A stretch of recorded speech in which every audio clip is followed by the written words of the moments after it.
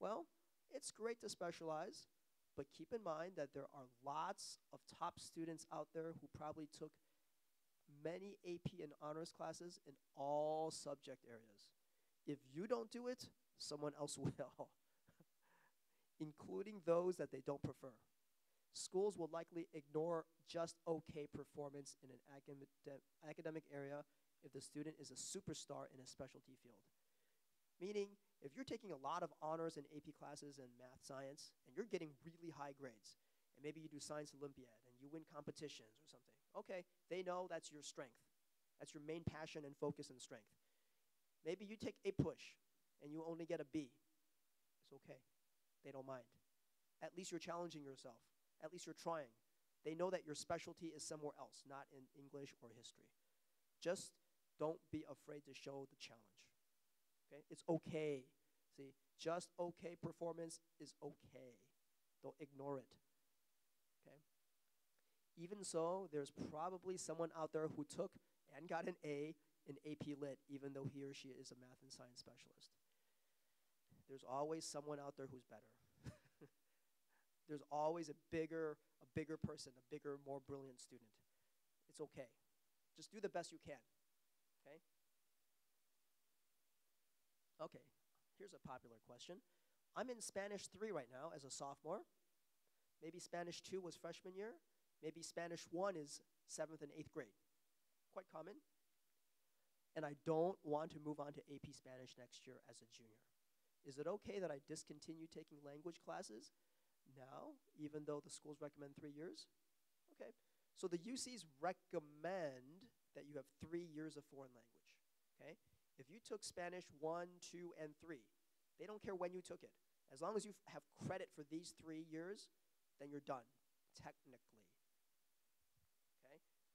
So finishing Spanish 3 is considered by the UCs as having finished 3 years of Spanish, regardless of which year you took it in high school. Even if it's second year in high school, fine, you're done technically. Maybe you took Spanish 1 in 8th grade, okay? But what did I say a few slides ago? They look for continuity, right, and commitment. So if you can, try to take another year, right?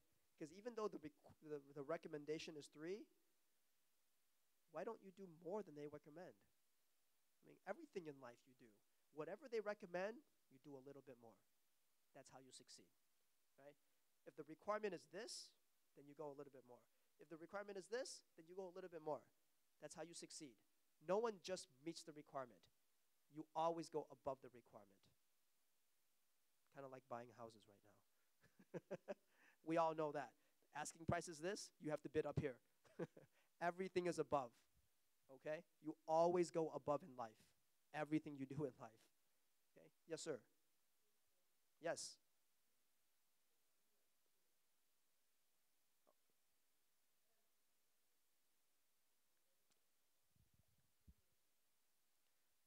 Like a random skipped year?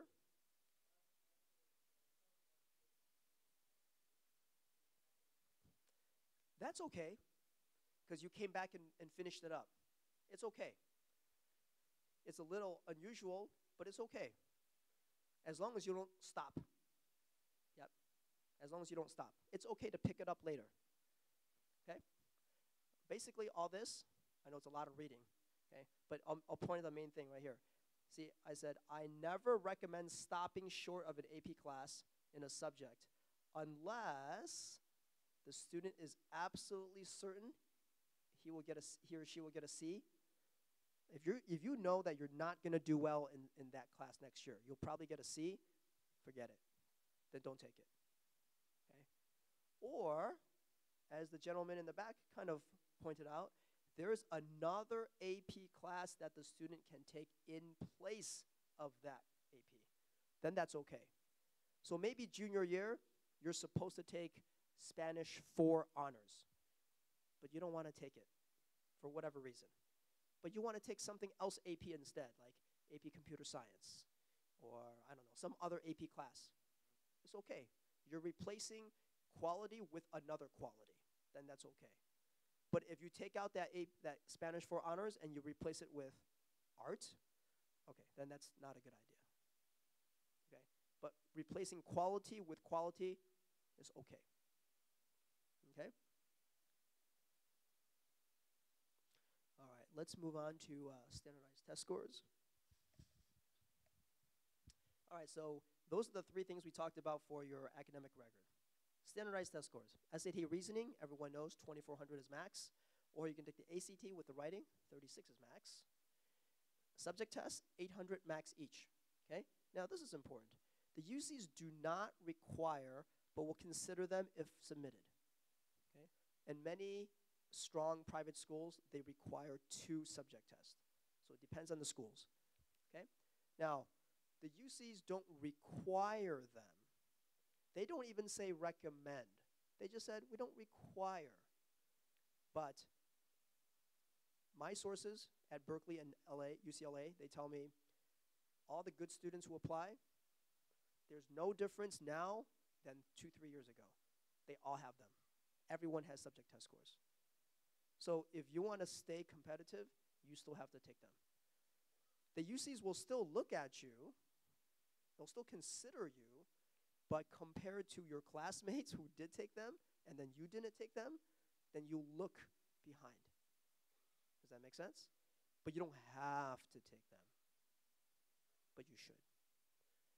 Actually, when the UCs took out the requirement, doesn't that mean that they made the requirement go like this?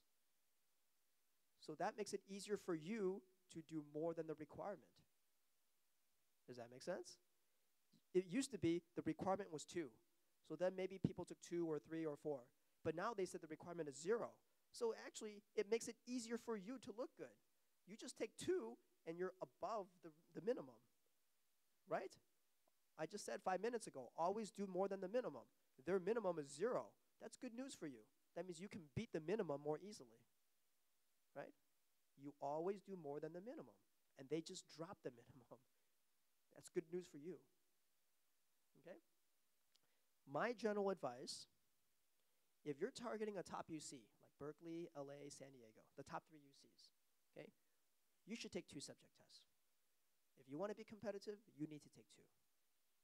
Okay? If you're targeting a middle UC, like Davis, Irvine, Santa Barbara, you should take at least 1 subject.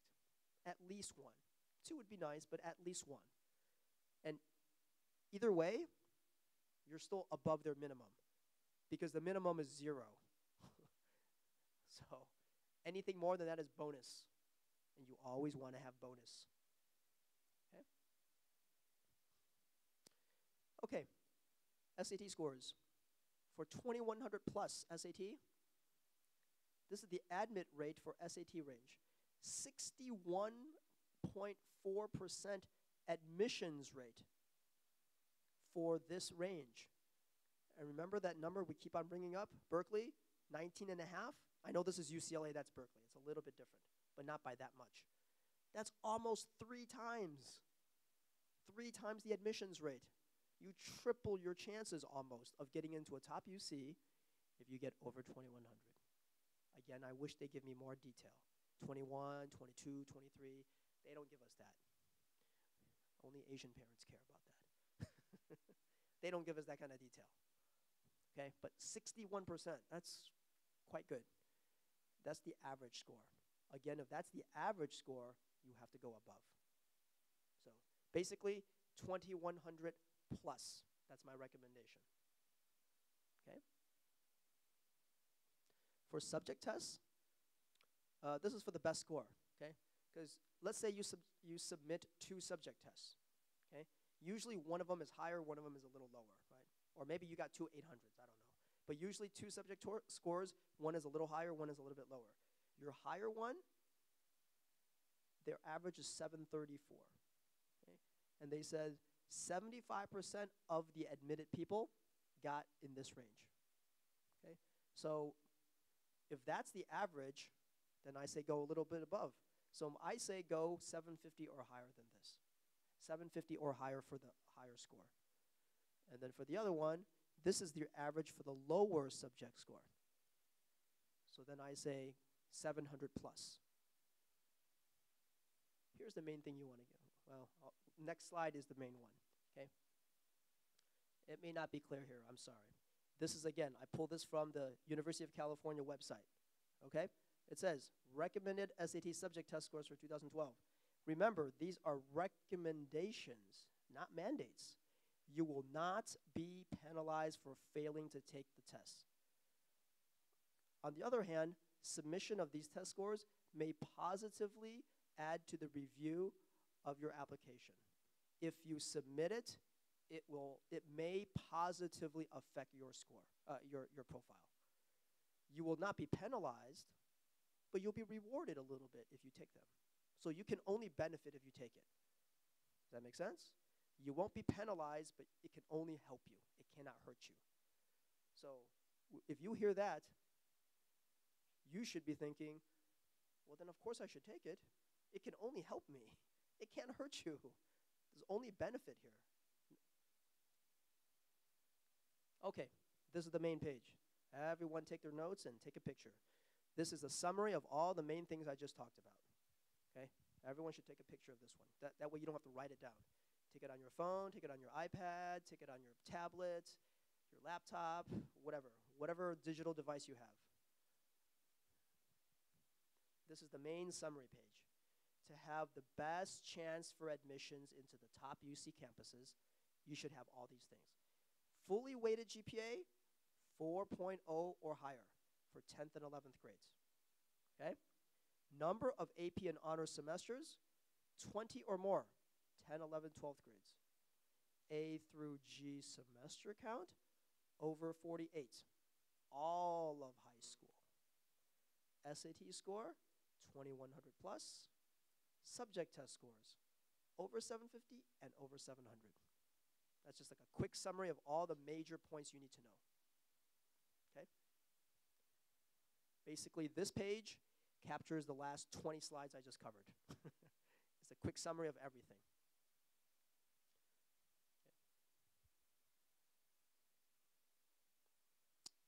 Okay.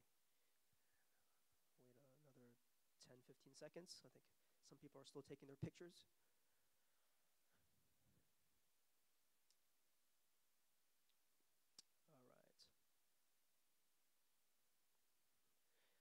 This is my recommendation for the top UC campuses, Berkeley, LA, San Diego.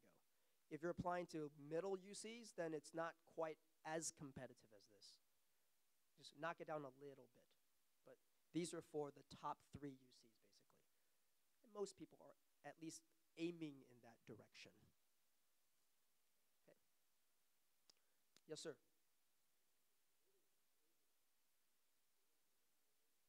I wish I had more specifics, but no, they don't give me that. But if it's engineering, it's probably higher.